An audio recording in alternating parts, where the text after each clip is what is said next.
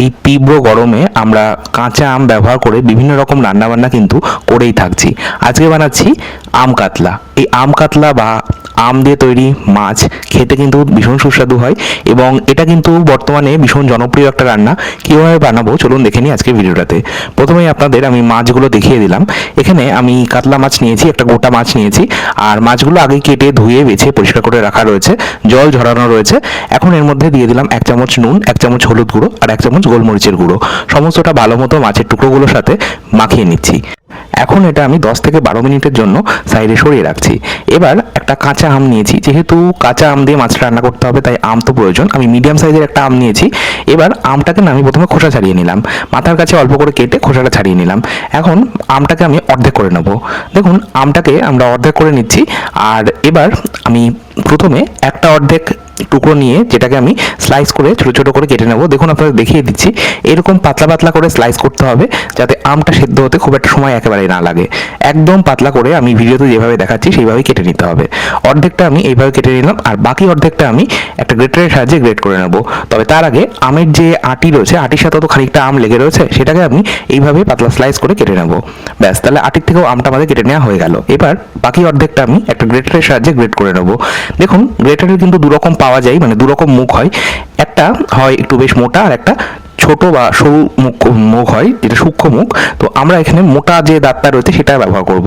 মোটা দিকের গ্রেটারটা দিয়ে আমরা একটু মোটা করে গ্রেট করে নেব। চাইলে আপনারা ঝুরি আলু ভাজার মতন করে একদম ছুরি বা বটির সাহায্যে জিরি করে কেটে নিতে পারেন। ব্যাস, আমাদের আম দুরকমভাবে রেডি। একটা প্ল্যাটারে আমি তুলে নিচ্ছি। প্রথমে আমি আমের স্লাইসটা তুলে নিলাম, এরপর আমি গ্রেট করে রাখা আমটা তুলে নিলাম। এখন একটা মশলা বানাতে হবে, তার জন্য নিয়ে নিচ্ছি মোটামুটি 1/2 ইঞ্চি আদা। আদাটা খোসা ছাড়িয়ে কুচিয়ে রাখা রয়েছে। ঝাল বুঝে কাঁচা লঙ্কা হবে, তা আমি এখানে মোটামুটি 6 থেকে 7টা কাঁচা লঙ্কা নিয়েছি। নিয়ে নিলাম 1/2 চা চামচ ভাজা জিরের গুঁড়ো, মানে শুকনো খোলায় জিরেটাকে ভেজে নিয়ে গুঁড়ো করা রয়েছে। রঙের জন্য কাশ্মীরি লঙ্কার গুঁড়ো, হলুদ গুঁড়ো, অল্প জল দিয়ে মশলাটা বেটে নিলাম। এখন আমরা মূল রান্নাটা শুরু করছি। কড়াই চাপিয়ে দিলাম, কড়াইয়ের মধ্যে দিয়ে দিচ্ছি সর্ষের তেল। রান্নাটা কিন্তু পুরোটাই সর্ষের তেলে হবে। যে কোনো বাঙালি রান্না আপনারা সর্ষের তেলে করবেন, দেখবেন স্বাদটা বেশি ভালো হবে, এটা আমার মনে হয়। যাই হোক, আমি সর্ষের তেলটা দিয়ে ভালো মতো গরম করে নিলাম। তেল ভালো মতো গরম করতে হবে, যেহেতু মাছ ভাজতে হবে তাই তেলটাকে একদম ধোয়া ওঠা গরম করে নিতে হবে। তেল ভালো মতো গরম হয়ে যাওয়ার পর আমি মাছ ভাজার আগে অল্প একটু গরম তেলের মধ্যে নুন ছড়িয়ে দিলাম। এতে করে কি হয়, মাছটা কিন্তু কখনোই তলা লেগে যায় না। অনেক সময় সমস্যা হয়, তেল ভালো মতো গরম হয়নি বা মাছটা তলা লেগে যাচ্ছে তেল ভালো মতো গরম হলো। তো যাই হোক, সেই সমস্যাগুলো হয় না যদি এইভাবে একটু নুন ছড়িয়ে দেওয়া হয়। এরপর গ্যাসের আঁচটাকে কমিয়ে দিয়ে মাছের টুকরোগুলো ছেড়ে দিলাম। আমি প্রথম ব্যাচে 4টে মাছের টুকরো ভাজছি। এইভাবে অল্প করেই কিন্তু মাছের টুকরোগুলো ভাজতে হবে, বেশি যদি দিয়ে দেওয়া হয় তাহলে ঠিকমতো ভাজা হবে না। একটা সাইড 1 থেকে 2 মিনিট নাড়াচাড়া না করে ভেজে নিতে হবে। তারপর একটা খুন্তির সাহায্যে আমি অপর পিঠ উল্টে দিলাম, দিয়ে একইভাবে ভেজে নিলাম। এইভাবে মাছগুলোকে ভেজে নিলাম। মোটামুটি 2 থেকে 2.5 মিনিট সময় ধরে মাছটা ভেজেছি। মাছ কিন্তু খুব বেশি কড়া করে ভাজার প্রয়োজন নেই, হালকা করেই ভাজছি। মাছ খুব বেশি কড়া ভাজা হলে মাছের যে নিজস্ব স্বাদ সেটা কিন্তু অনেকটাই নষ্ট হয়ে যায়। যাই হোক, মাছ ভেজে তুলে নেওয়ার পর এখন ওই মাছ ভাজা তেলের মধ্যেই আমি একটা শুকনো লঙ্কা ফাটিয়ে দিলাম আর দিচ্ছি 5 ফোড়ন। 5 ফোড়নের মধ্যে আমরা সকলেই জানি কী কী মশলা থাকে, তবুও আমি বলে দিচ্ছি একবার। এর মধ্যে রয়েছে জিরে, কালো জিরে, তার সাথে রয়েছে একটু মেথি মৌরি আর একটু সর্ষে। এবার ফোড়নটাকে একটু নাড়াচাড়া করে ভেজে নেওয়ার পর আমি প্রথমেই দিয়ে দিলাম গ্রেট করে রাখা আমটা আমি যেটা গ্রেট করে রেখেছিলাম সেটা দিয়ে দিলাম। দিয়ে একটু নাড়াচাড়া করে 1 মিনিট ভেজে নেবো। খুব বেশি সময় ভাজার প্রয়োজন নেই, 1 মিনিট নাড়াচাড়া করে ভেজে নেওয়ার পর এবার যে মশলার পেস্টটা বানিয়ে রেখেছিলাম, সেই আদা, কাঁচা লঙ্কা আর ভাজা জিরের গুঁড়োর যে পেস্টটা বানানো রয়েছে সেটা দিয়ে দিচ্ছি। এটা আমি মোটামুটি 3 থেকে 4 চামচ মতন দিলাম। এবার এই মশলাটাকেও কষিয়ে নেব। মশলা যত ভালো কষানো হবে রান্নার স্বাদ কিন্তু তত ভালো হবে। আমি যতক্ষণ না মশলা তেল ছাড়ছে ততক্ষণ পর্যন্ত মশলাটাকে কষিয়ে নিচ্ছি। মশলা কষাতে কষাতে এর মধ্যে দিয়ে দিলাম স্বাদ অনুযায়ী নুন। আমি এখানে 1/2 টিস্পুন নুন ব্যবহার করছি। নুনটা খুব বুঝে ব্যবহার করবে। এরপর আমি এর মধ্যে দিয়ে দিলাম জল। মশলা ভালো মতো কষিয়ে নেওয়ার পর মশলা থেকে তেল ছাড়তে শুরু করলে এর মধ্যে গরম জল দিয়ে দিলাম। জল আপনারা ততটাই ব্যবহার করবেন যতটা আপনাদের প্রয়োজন ঝোল, তো আপনারা সেই মতনই কিন্তু জলটা ব্যবহার করবেন। আর আপনার এটাও খেয়াল রাখতে হবে যে মাছটা কিন্তু এই জলের মধ্যেই বা ঝোলের মধ্যেই সেদ্ধ করতে হবে, তাই সেই বুঝে জল দিতে হবে। আমি এর মধ্যে মাছের টুকরোগুলো দিয়ে দেওয়ার পর ওপর থেকে দিয়ে দিচ্ছি এবার আম, যেটাকে আমরা একদম স্লাইস করে কুচিয়ে রেখেছিলাম।